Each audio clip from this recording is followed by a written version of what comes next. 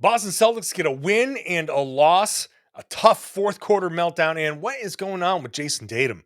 I'm going to talk about it right now on the Locked On Celtics podcast. I'm so hyped right now. Anything's possible. I'm on mama. I'm on my lady, ma. Anything's possible. Rain and Jay's back with the vengeance. All the real Celtics fans in attendance. This the truth like 34. This like walking in the garden when you hear the roars. The crowd goes crazy. Most in-depth coverage on the daily. Mainly podcast royalty, the content kings. When you talking about the franchise with 17 rings. Focus like Danny at the deadline. Global but it got a local feel like the red line, the blue line, the green line. Play it in between time. I'ma throw my C's jersey on in the meantime and press play. When the F's done, I can't wait until the next day. Trying to stay in tune with the C's, this the best way. Melly. Hey there, welcome back to the Locked On Celtics podcast. Thank you for making the show part of your daily routine and your first listen every day. Locked On Celtics is free, available on all platforms, including YouTube, and every show is available on LockedOnCeltics.com. I'm John Karalis. I cover the team for Boston Sports Journal. I've written a book called The Boston Celtics All-Time All-Stars, which you can get anywhere books are sold online.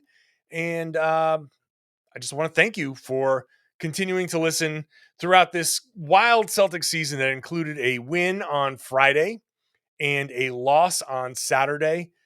The win, I'm going to talk about in the next segment. The loss, I'm going to talk about first. Later on, what's going on with Jayson Tatum? I took a deep dive into the numbers, and frankly, they're kind of confusing and kind of makes you go, maybe it's just the funk. But I'll talk about that in the third segment. Let's start with the Celtics losing 91-89 to the Cleveland Cavaliers, which, first of all, 91-89 is kind of gross. That first quarter was gross. Ugly. I tweeted out, what's going on with these are the baskets the right height? Are the stanchions too close or too far from the court? Like, what's going on here? Both of these teams came out in the first quarter and absolutely just could not hit. The Celtics ended up pushing out to an 11-point lead after the first quarter, but that was a tough first quarter to watch there. Ultimately, the Celtics would take a 19-point lead in the third quarter, and in the fourth quarter, they blew it. Quarters 1 through 3 were pretty good. I thought we saw some amazing play from Marcus Smart, Robert Williams. I know Jayson Tatum did not shoot well, but I didn't think he played all that poorly. And Dennis Schröder, for the most part, was okay in quarters 1 through 3. I thought he was generally, he was attacking, doing what Dennis Schröder does. Then in the fourth quarter, everything changed. I didn't get a chance to dive into Romeo Langford making some really good key plays. I thought there were plays that he had made that would have changed the entire dynamic of the game. I thought that, like I said, with Smart, he was 0 of 5 in this game, 0 of 2 from 3. And I thought, geez, when I came out of that game, I thought, minus the end of the fourth quarter, I thought, wow, Smart's having a great game. He was on point with his passes, 8 assists, 5 steals. I thought he was just great all the way around. He made some amazing defensive plays. He was everywhere. And look, 0 of 5, not good, but only 5 shots is like, okay, if you're not hitting, like Marcus is going to have to take, like, you take 5 shots by accident as a starter in an NBA game. If anybody has a problem with, well, he didn't hit a shot, like he only took 5 shots. He's going to have to take one here and there. And that to me, that's not horrible. It's not great, but still, the rest of his play, he was selective and he just wasn't hitting. Congratulations. Like everybody wasn't hitting, like, except for Dennis Schröder, who was, but frankly, I wasn't. The fourth quarter erased so much when it comes to Schröder. And I thought Schröder, I think when things get comfortable, like Schröder really likes to kind of be demonstrative, kind of showboat a little bit. I do think that he's, I didn't like when he thought he got fouled, and he spent 17 seconds in the backcourt, like laying down or like it took 17 seconds for him to get from the whatever it was he was doing to joining the rest of the team. There was a key play in the third quarter, I believe, fourth quarter, where he was kind of standing there. I think it was Jetty Osman missed the three. He didn't do anything to didn't even feel out to all right, I'm just going to touch this guy to make sure he's not running. Like I can defend him. He just kind of stood there and watched, and Osman cut and got the ball back and drew a foul. Like it was bad. I think when you look at these performances, Tatum, cold, super cold, 8 of 22, 36%, 1 of 8 from 3, super cold, still a plus 12. Robert Williams was awesome. There's no complaints about Robert Williams. 13 points, 16 rebounds, 3 assists, a steal, 3 blocks. I love what Robert Williams did in this game. Plus 13. Marcus Smart, 0 of 5, still a plus 12. How did Dennis Schröder end up a minus 3? Now, I will give him some benefit of the doubt. First of all, single game plus minus, obviously very noisy stat. It's not always the be-all, end-all. Ime Udoka, he went with all bench at the end of the first quarter, which was okay. It struggled at the beginning of the second quarter. So I think Ime saw that and said, okay, I want to get my starters some rest. I can't carry that all bench unit over the course of end of first quarter into the second. I can't do that end of third quarter into the fourth. Let me throw Dennis out there at the beginning of the fourth. And that didn't work. And the Celtics kept blowing their lead. And I think that fed into the minus 3.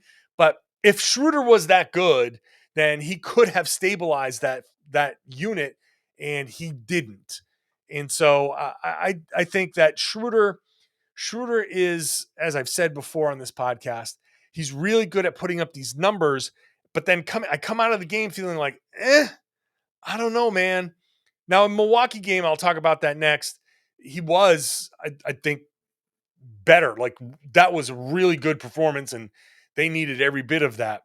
In this one, it was just, I don't know.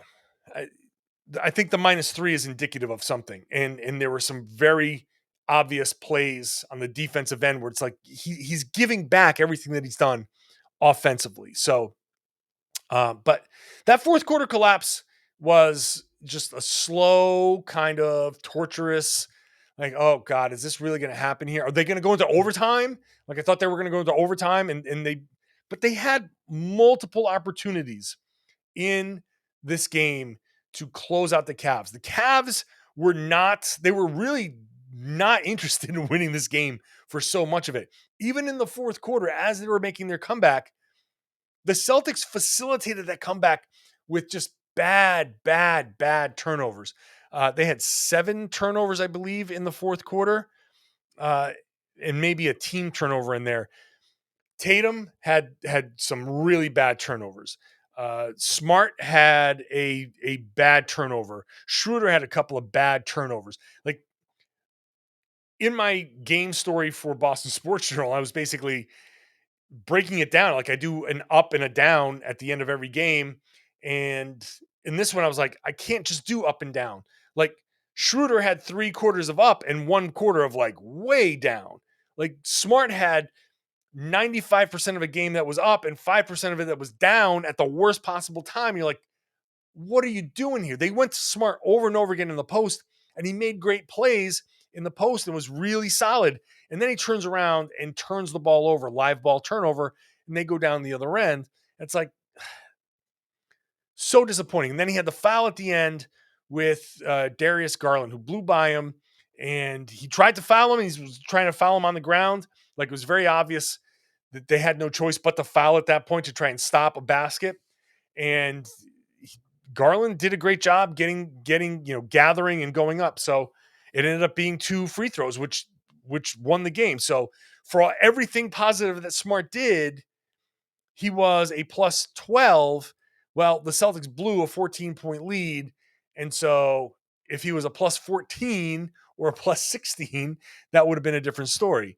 So everybody who Tatum was cold. And I think and I'll get into this in the last segment.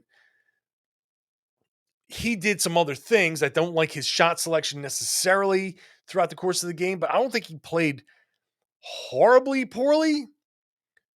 But he had in the fourth quarter, like the fourth quarter was totally separate. Like third quarter was actually pretty good. Fourth quarter was actually really bad.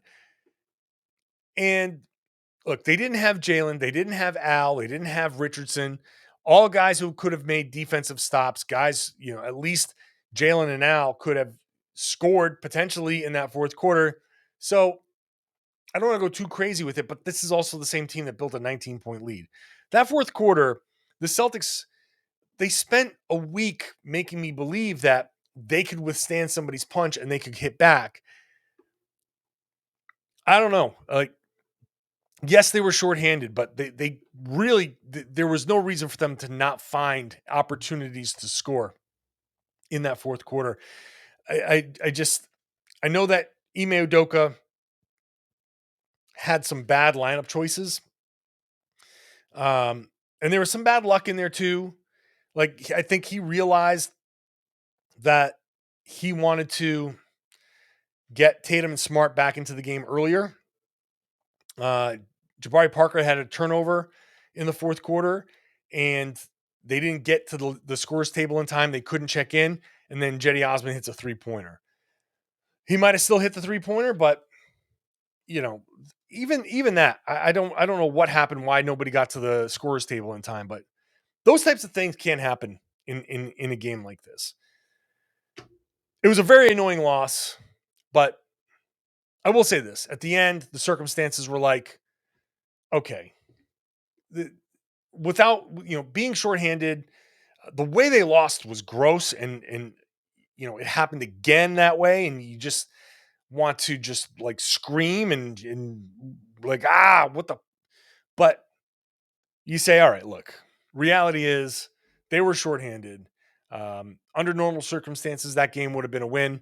Really, the Milwaukee game probably should have been a loss. So probably works out in the end. It's just annoying that in that moment, 19-point lead, third quarter, opportunity to close this out. I do think that if I'm going to second guess Ime Udoka quickly here, if you're trying to steal these minutes for these guys to rest, why not start that fourth quarter? I know those guys were resting for a little bit. Just start the fourth quarter. The game has been cut a little bit. They're on a little bit of a run. It was a 9-2 run to close the third quarter. Why not start the fourth quarter? Say, okay, we're still up 12. Put the starters back in. Let's close this thing out. Let's build this back up to 25. And instead of trying to catch the rest at the beginning of the fourth quarter, let's just catch it at the end. Let's just sit these guys down and catch our rest at the end of the fourth quarter. Blow this open, go out there, and in the final 5 minutes, this is just garbage time, and that's where you get your rest. Too often we think, let's just get our rest here, and then we'll close it out later. No, do it the other way. Just close it out early, and then try to get your rest. That's my second guess of Ime Udoka. All right, come back. I'll talk about the Milwaukee Bucks game. First, I got to tell you about Prize Picks. It's daily fantasy made easy, and I know you're going to love it. It's made the best NBA daily fantasy sports prop game on the market. Prize Picks offers more NBA props than any other DFS prop operator. It offers all the superstar players and bench players that are only recording a handful of minutes each game. So any prop you can think of on the basketball side and multiple sports like yardage touchdowns in football, you can go ahead and mix and match and take the over on Tatum and the under on Mac Jones if you want. So go check it out. Prize Picks is offering a promo code NBA to get you a 100% instant deposit match up to $100. Use the promo code NBA. You pick two to five players and an over-under on their projections. You can win up to 10 times on any entry. It's just you versus the projected numbers. Use the award-winning app on both the App Store and Google Play. Entries can be made in 60 seconds or less. PrizePick is safe and offers fast withdrawals. Do not hesitate. Check out prizepicks.com and use promo code NBA or go to your app store.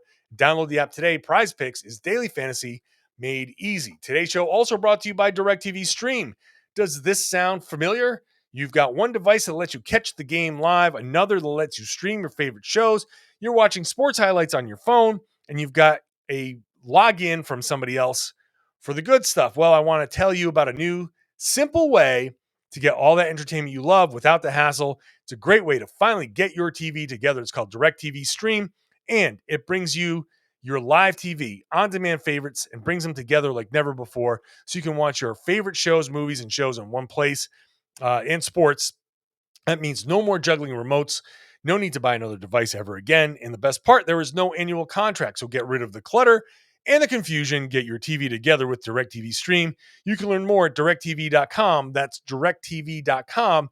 Compatible device required. Content varies by package. Hey, thank you for making Locked On Celtics your first listen every day. Why not make one of the other Boston sports podcasts here on the Locked On Podcast Network your second listen?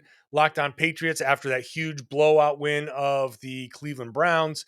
Locked On Bruins after the win over the Montreal Canadiens. And Locked On Red Sox for all of your offseason talk.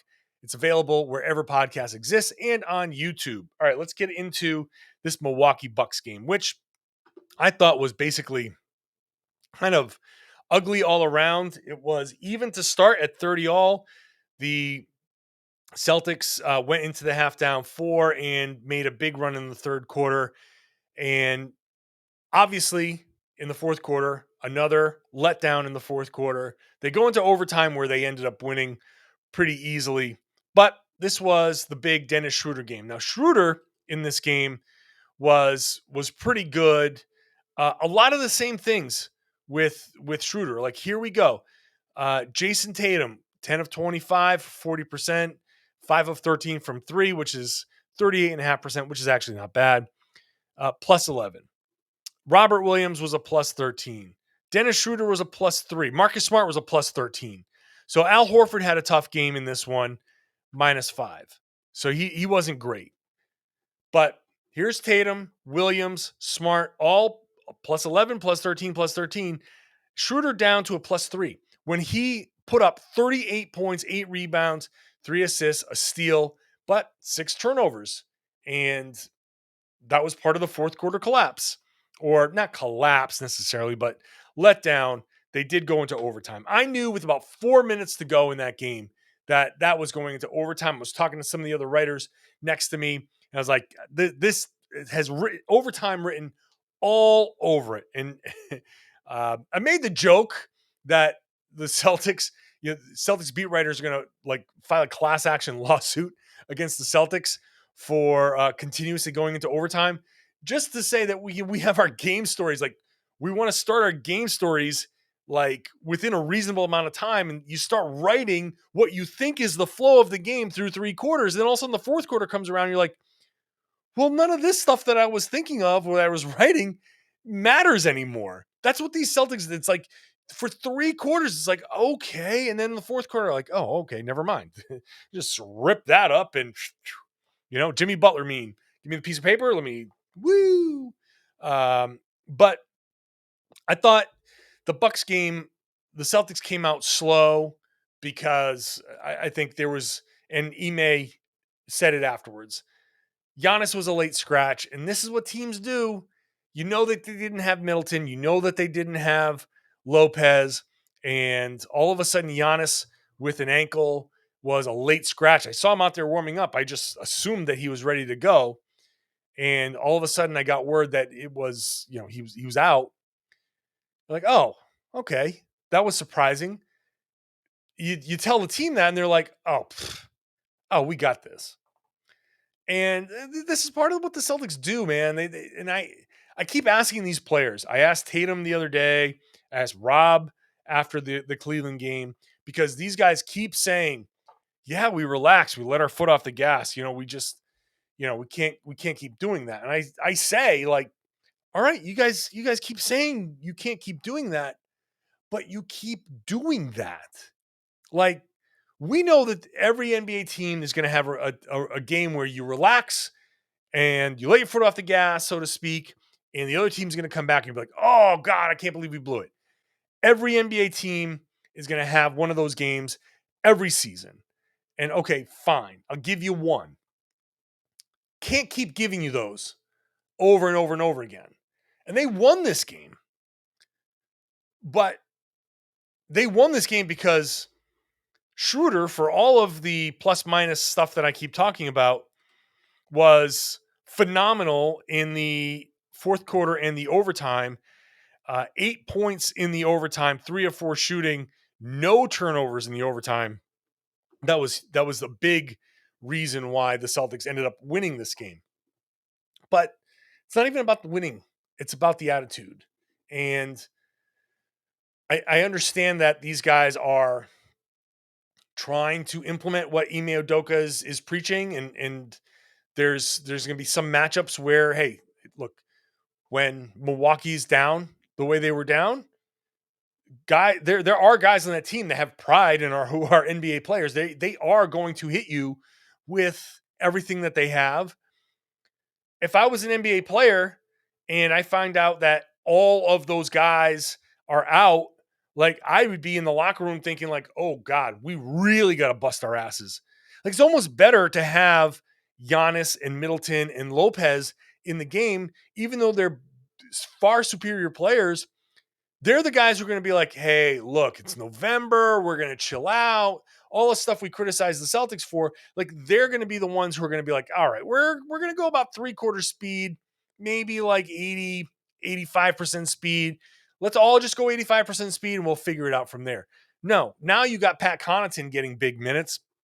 You've got, Grayson Allen getting big minutes. You've got, Bobby Portis, Shimmy Ojale coming up, what's up, Shimmy Ojale stepping up in this game.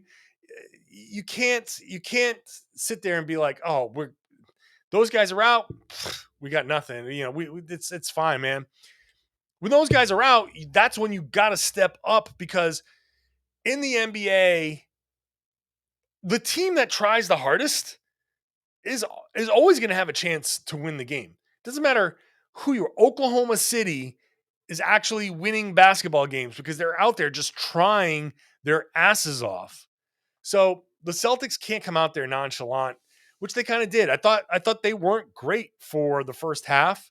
Thought the first half was kind of bad for the Celtics. Third quarter was good, and then they kind of let up again. The fourth quarter was meh, more turnovers, more bad turnovers, and then they stepped up in the overtime and they won that game.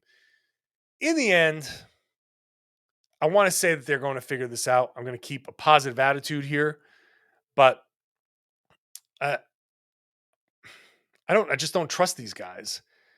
They showed me that they had fight for a while, and then the second they had the opportunity to just relax again, they did.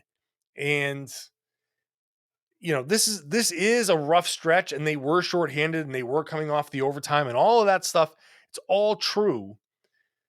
I just have a hard time thinking like, when it hits the fan, that these guys are going to step up. Now, part of the problem is that Tatum is so cold.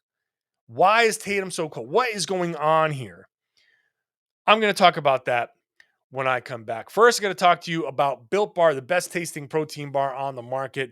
Go check them out. In fact, while I'm talking, I'm just going to go to built.com and see what specials they have because they're always dropping something new. Hey, coconut brownie chunk is back with chunks of brownie on top. So if you're into coconut, grab one of these. Hey, take it to Thanksgiving dinner. Maybe one of these Built Bars, coconut brownie chunk with 150 calories, 15 grams of protein, and only 7 grams of sugar. That could be a dessert. Hey, why not? After all of the food that you've had, you want to have something a little bit better for you. Why not have a coconut brownie chunk? So check them out. If you go to built.com, they're always going to have their special. What's this paranormal pumpkin? That's new. Paranormal pumpkin. Okay. they've got all sorts of different products. They just surprised me with one of these. A peanut butter brownie, 180 calories, 19 grams of protein, 5 grams of sugar. So if you've got a nut allergy, you're not going to get peanut butter brownie, but you could get coconut, which is nut free. Plenty of nut free options for you. If you're on a keto diet, this works. So check them out. Go to built.com. Use the promo code LOCKED15. Every time you go to built.com, there's going to be a huge Black Friday sale that's coming up very soon. So Black Friday, tons of surprises, huge event. Use Locked15. You can use it now. You can use it on Black Friday. You can go back after Black Friday. Every time, Locked15 is good for 15% off at built.com. Hey, thank you for making a Locked On Celtics your first listen every day. You can make your second listen the Locked On Fantasy Basketball Podcast with Josh Lloyd, who will help you win your fantasy basketball lead. Check him out. He is the absolute best when it comes to fantasy basketball. Available everywhere podcasts exist and on YouTube. Also, check out Locked On NBA. You want to make that your second listen? I'm on the Locked On Monday talking Celtics as well. So, Jayson Tatum, he's just having a rough start to the season. Right now, 38.8% from the field, 32% from three. That's gross. 48% within 5 feet of the rim. Cleaning the glass, which filters out some garbage time stuff, has him at 52% at the rim, which is garbage. It's just a garbage shooting start to the season, minus the Dallas game where he shot well. They ended up losing, but he's just not shooting well. And so people ask me, what's going on with Tatum? All the time. I was at my niece's 6th birthday party, and I got asked the question, what's going on with Tatum anyway? So tried to look into his numbers, and the fact is that the big picture is some of it is just cold. I really believe that some of it is he's just cold. There are actual reasons that go back to last season. But at the end of last season, the Celtics were fighting to try to get out of that play-in. They were in the play-in. Then they played Brooklyn, and Tatum was just going off as the only real first option. Jaylen Brown was out with the wrist injury. Then he goes to Team USA. Then he comes back, and there's a new coaching staff, new rules in the NBA about what's a foul. All of these things, it all makes sense that he would have had a slow start to the season. So I'm not surprised. Hey, does the new ball have something to do with it? I don't know, maybe. So I'm not saying I'm shocked at Tatum's slow start. I'm really, when you think about it, say, oh, you know what? That's not surprising. You go back to the 2019-20 season, which was the last real season the Celtics, the NBA had. He started off that season shooting 40% from the field, less than 36% from three, shot 43.5% within 5 feet of the rim. Over that same amount of time, Tatum's actually right in range with that. And that was his first All-Star season. He turned it around. So there is precedent for Tatum having a slow start and then turning things around. And so it's certainly possible that Tatum will get back on track. I think there are a couple of things that when I look at the game, when he does get to the rim, he's missing a ton. He's missing a ton of layups or short whatever shots, and I think it's frustrating him. I think he wants calls, and he's not getting calls. And maybe last season those would have been fouls. This season they're not. They're just letting him play this season. So I think Tatum is used to a certain kind of NBA, and he's being frustrated by not getting those potential calls right now. And he's being frustrated by the misses. And I think the lack of calls, the lack of his own makes are leading to a couple of issues. First of all, he's making mistakes on the other end. Second of all, he's leaning into some bad habits. I looked at where the shots are coming from now, and he's stepping back into that mid range. The shots between 16 feet and the 3-point line, that long mid range, are up 16%. Meanwhile, his shots at the rim are at 16.5%, the lowest point of his career. And that I think he's so frustrated by what's happening at the rim, he's shying away from that, and he's just settling for the long twos. Here's the problem. He's making the long twos at 46%, and that's his best spot on the floor. So those are the shots that are falling the most. So he's taking them the most. But every single team in the NBA, if you said, hey, you're playing the Celtics, Jayson Tatum's going to take most of his shots from that 16-foot to the 3-point line range, that long two, he's going to shoot 46%. Every one of those teams would be like, oh, where do I sign? I'm going to sign right there. And yes, please let me get that Jayson Tatum, because it's the most inefficient shot in basketball. Because you're so close to the 3-point line, you might as well step back. And at 46%, you're not hitting those at a high enough rate where the efficiency is good. Kevin Durant hits those shots at like 50+%. Chris Paul hits those shots at 50+%. There are guys who hit those shots at a high enough rate where it's like, okay, that's cool. Because you have to hit them at 50+% to match the 35% that you can shoot from three and get the same point production. That's why efficiency matters. That's why the analytics in this kind of matter. And Tatum, I think, is so frustrated by what's going on around the rim that he's just settling for those shots. And the fact is that they're falling at a decent enough rate where he feels comfortable. He's like, okay, I know I can count on this shot, but they're not falling at a high enough rate where it really helps the Celtics. So he just needs to keep going to the rim, keep attacking, keep doing what he's doing when he's playing well. And let me be fair, he is playing well, generally speaking, otherwise. He has some bad stretches, and they come at really horrible times, some late game turnovers, which are brutal. Okay? Brutal. And some areas of frustration where he gets away from the things that had been working or the things that work for the team. He just needs to find a way to center himself, which he's generally very centered. On the court, it's tough. It's an emotional grind.